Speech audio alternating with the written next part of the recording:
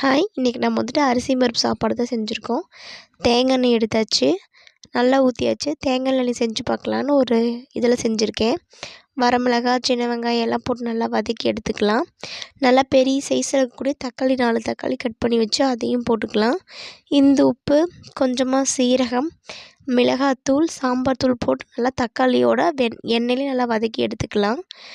நல்லா வெந்து வந்தோடனே நம்ம என்ன பண்ணுறோன்னு பார்த்தீங்கன்னா, நான் வந்துட்டு இன்றைக்கி 2 டம்ளர் அரிசி ஊற வச்சுருக்கேன். அதுக்கு நான் வந்துட்டு 6 டம்ளர் தண்ணி வந்து எடுத்துக்கிட்டேன். அரிசி பருப்பு சாப்பாடு கொஞ்சம் குழஞ்சி வரட்டும்னு சொல்லிட்டு நான் 6 டம்ளர் தண்ணி எடுத்துக்கிட்டேன். நல்லா நம்ம என்ன பண்ணுறோன்னா, தண்ணியெலாம் ஆட் பண்ணி கொஞ்சம் நேரம் ஹீட் வர வரைக்கும் பண்ணலாம். அரிசி கழுவி எடுத்து வச்சாச்சு. அரிசியும் பருப்பையும் ஒன்றா ஊற வச்சிட்டேன். இப்போ வந்து 2 டம்ளர் அரிசினா நான் 1 டம்ளர் பருப்பு எடுப்பேன். எடுத்து போட்டு நல்லா கழுவி வச்சு குக்கரில் போட்டாச்சு. கொஞ்சம் மஞ்சத்தூள், கறி மசாலா போட்டு நல்லா கலந்து விட்டுக்கலாம். விசில் போட்டு சாப்பாடு எடுத்துக்கலாம்.